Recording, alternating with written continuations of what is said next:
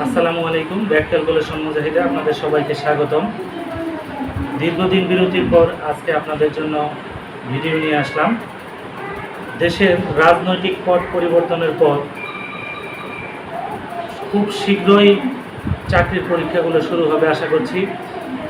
যারা এখনও পর্যন্ত পড়ালেখা শুরু করেন নাই তাদের জন্য এখনই উপযুক্ত সময় চাকরির প্রিপারেশন পুরো উদ্যমে শুরু করা। চাকরির পরীক্ষাগুলো খুব শীঘ্রই শুরু হবে আশা করছি। দেশের সব ব্যবস্থায় আস্তে আস্তে স্বাভাবিক হতে চলেছে।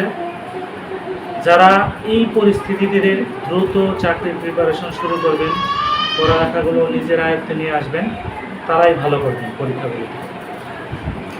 আসলে যে অবস্থা ছিল দেশের, তাতে অনেকেই পড়ালেখার বাইরে আছেন আপনারা। এখন দ্রুত আপনারা টেবিলে বসে পড়ুন, সামনে যে পরীক্ষা আসবে সেগুলো যেন ভালোভাবে অ্যান্সার করতে পারেন, সেই প্রিপারেশন নিন। আজকে আমি সেট নিয়ে আলোচনা করব, কেননা সেট নিয়ে প্রত্যেকটি চাকরির পরীক্ষায় একটা না একটা প্রশ্ন এসেই থাকে। সেটের প্রশ্নগুলো এমন হয়, একটা সার্টেন লেভেলের স্টুডেন্ট সেট দেখলেই সেটা বাদ দিয়ে দেয়, ছেড়ে দেয় 50% স্টুডেন্ট। আবার 50% স্টুডেন্ট সেট আসলেই তারা নিশ্চিত ধরেই নেয় আমি 1 নম্বর পাবো। সেটগুলো খুবই বুঝলে খুবই সহজ, না বুঝলে আবার খুবই কঠিন। সুতরাং আমার এই ক্লাস থেকে আশা করি সেটের ধারণাগুলো একেবারে ক্লিয়ার হয়ে যাবে। আজকে আমি সেট নিয়ে আলোচনা করব। প্রথমে হলো সেট।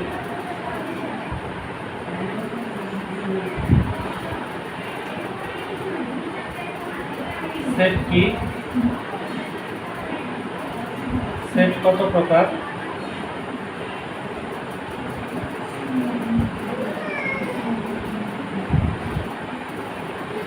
কি কি?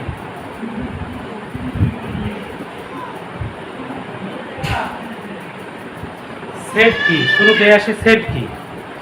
সেট হলো বাস্তব ও বিমূর্ত বস্তুর সংগ্রহ হলো সেট।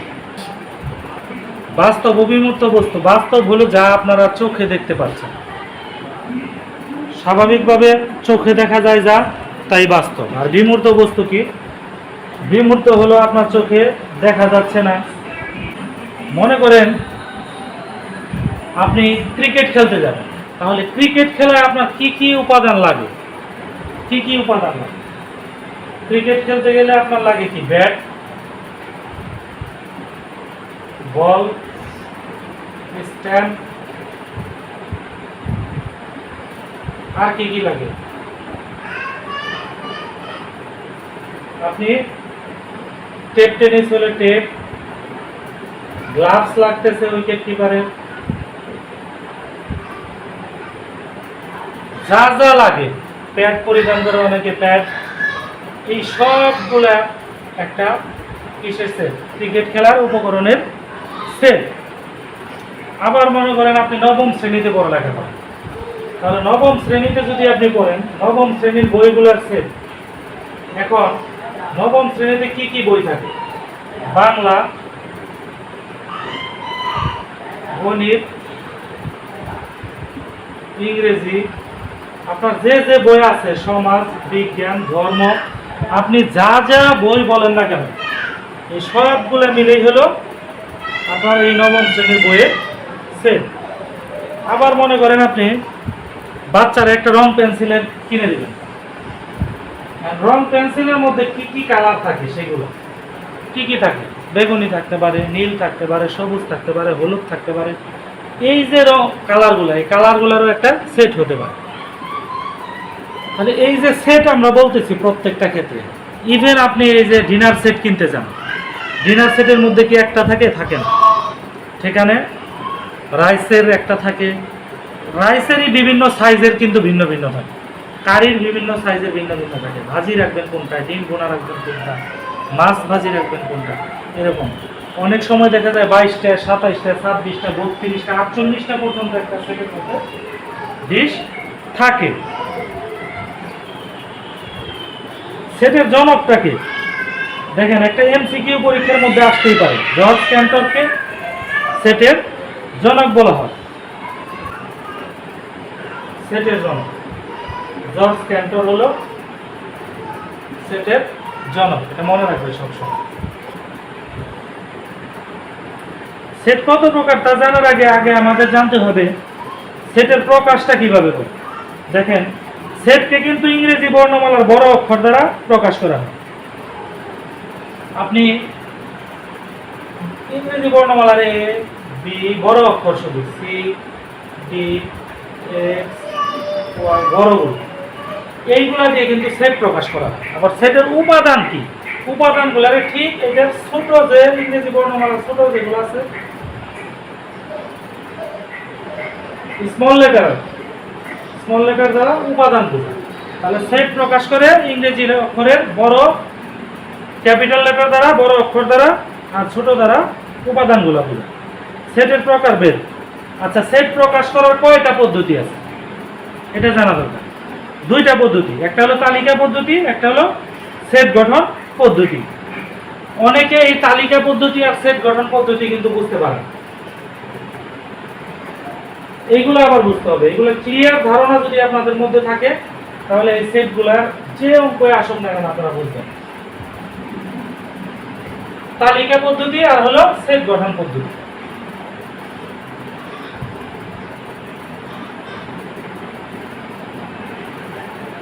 তালিকা পদ্ধতি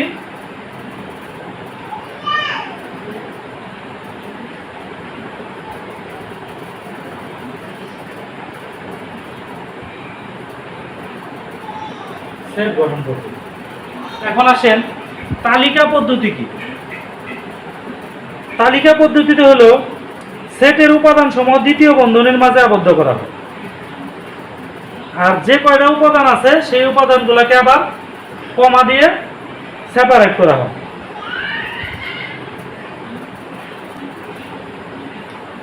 যদি মনে করেন যে এমন একটা সেট লেখেন যে সেটের মধ্যে 1 থেকে 10 পর্যন্ত জোড় সংখ্যাগুলো থাকবে, তাহলে এই সেটগুলোকে কিভাবে প্রকাশ করবেন? দেখেন, তালিকা পদ্ধতি বলতেছে যে 1 থেকে 10 পর্যন্ত জোড় সংখ্যাগুলো লেখেন, তাহলে সেটা আমরা প্রথমে তালিকা পদ্ধতিতে লিখি। এই তালিকা পদ্ধতিতে মনে করেন সেই সেটটা হলো এ। 1 থেকে 10 পর্যন্ত জোড় সংখ্যাগুলোর সেট যদি হয় এ, তাহলে কি লিখলাম? ক্যাপিটাল লেটার দ্বারা লিখলাম। সমান এই সেটটাকে দ্বিতীয় বন্ধনী দ্বারা প্রকাশ করা হয়, মনে রাখবেন। তাহলে প্রথমটা কি? 2, এই যে উপাদান, 4 6 8 10, এই যে সেকেন্ড ব্র্যাকেট ক্লোজ। দেখেন এইখানে আমি কি করলাম? একটা তালিকা করলাম, তালিকা পদ্ধতি। আবার মনে করো ওই যে বইগুলোর নাম, যে আমি ক্লাস 9-এ পড়ি, আমার বইগুলোর একটা তালিকা। তাহলে ক্লাস 9ম শ্রেণীর বইয়ের তালিকার একটা সেট নির্ণয়, মনে করেন ওই সেটটা হলো এ। তাহলে এই যে সেট এ, তাহলে কি দিব? যে বাংলা, গণিত, ইংরেজি। দেখেন এই যে তালিকা পদ্ধতি। আবার আপনাকে বাজার পাঠাইছে যে আমি মাংস রান্না করবো, তুমি সব কিছু নিয়ে আসো। তাহলে এই যে বাজারের লিস্ট, একটা তালিকা তৈরি করো। তাহলে কি আনবেন আপনি? তাহলে কি আনবেন?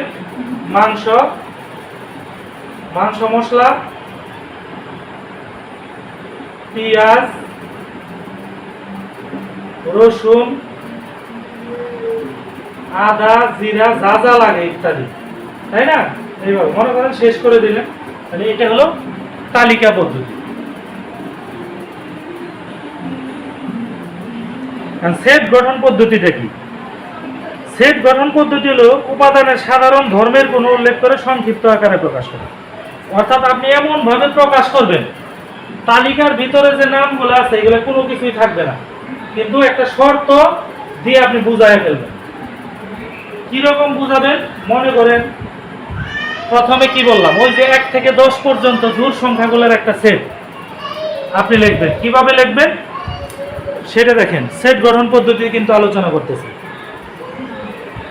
1 থেকে 10 পর্যন্ত, তাহলে মনে করেন সেই উপাদানগুলো x, এই যে এটা হলো সেট গঠন পদ্ধতি। বিসর্গ দ্বারা বোঝাবেন, এটা সাবজেক্ট বলে। x টা কি?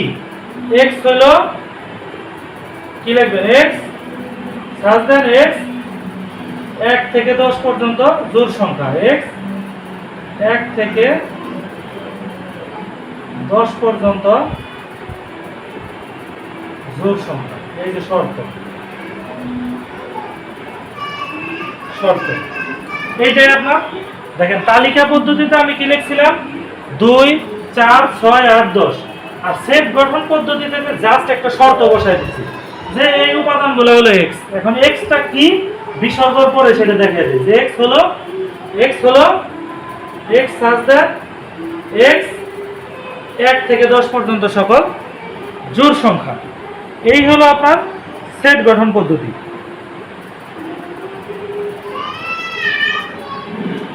যদি বলে যে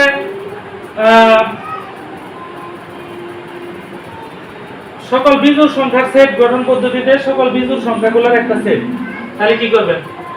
সেট যদি এ থাকে, সেট তো আপনার ইচ্ছা মতো ধরবেন, যদি বলে দেয়া না থাকে সেই সেট যদি এম হয় এম, তাহলে x সাজ দেন এই যে বিজোড় সংখ্যা,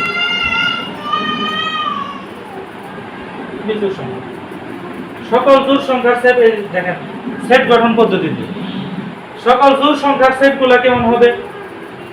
x বিসর্গতে x জোড় সংখ্যা।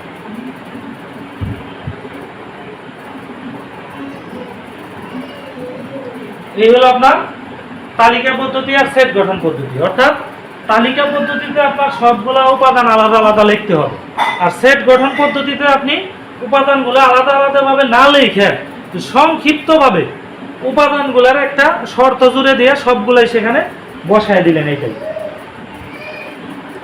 এখন দেখবো আমরা এই সসীম সেট আর অসীম সেট আর হলো ফাঁকা সেট কি।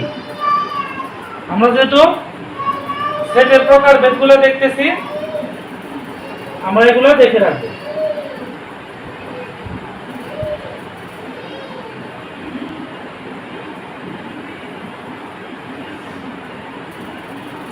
সসীম সেট,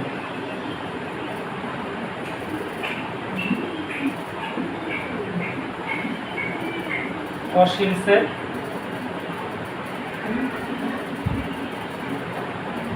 ফাঁকা সেট। সসীম অর্থাৎ যার সীমা আছে, আর অসীম মানে কি? অসীম মানে হচ্ছে যার সীমা নাই। সসীম সেট কি বলবো? যে সেটে উপাদান সংখ্যা সীমিত অর্থাৎ গণনাযোগ্য সেই সেটকে সসীম সেট বলা হয়। মনে করেন একটা সেট আপনি এ লিখলেন, যে একটা সেট এ 1 থেকে 10 পর্যন্ত জোড় সংখ্যাগুলো 2 4 6 8 10। এখন এটা কি সসীম সেট হলো না? সবগুলা কি আপনি গণনা করতে পারতেছেন না? দেখেন এর ভিতরে কিন্তু আর কিছু নাই, আর কিছু আছে নাই। ঠিক এইটারই আমি যখন 1 থেকে 10 পর্যন্ত জোড় সংখ্যাগুলো সেট বলতেছি, তখন কিন্তু সেটা একটা লিমিট সীমা নির্ধারণ করে দিচ্ছি যে 1 থেকে 10। যদি বলতাম যে আপনি জোড় সংখ্যাগুলোর সেট নির্ণয় করেন, তাহলে সেটা কি সসীম হইতো? না, কখনোই না। তখন আবার কি হইতো? সেই সেটটা যদি মনে করেন বি, তখন কি সেকেন্ড ব্র্যাকেট দিয়ে 2 4 6 এইভাবে দিয়ে যে ডট ডট ডট ডট, কারণ কি আজীবন ভরা যাইতে থাকবে। এটা কি সসীম হইল? শুধু জোড় সংখ্যার সেট কখনোই সসীম না, অসীম। কারণ এটা আমি লিমিট বলে দিই না, সীমা বলে দিই না। যদি বলতাম 1 থেকে 100 পর্যন্ত, তাও সেটা সসীম সেট হইতো। কিন্তু যখনই আমি বলবো শুধু জোড় সংখ্যার সেট অথবা শুধু বিজোড় সংখ্যার সেট, সেটা কিন্তু অবশ্যই অসীম সেট হয়ে যাবে।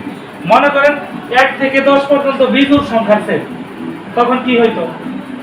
1 3 5 7 9 লিমিট দিয়ে, কারণ 10-এর ভিতরে কিন্তু আর কোনো নাই। তার মানে কি এটা আমি গণনাযোগ্য না? অবশ্যই গণনাযোগ্য না। এটা কি সসীম সেট।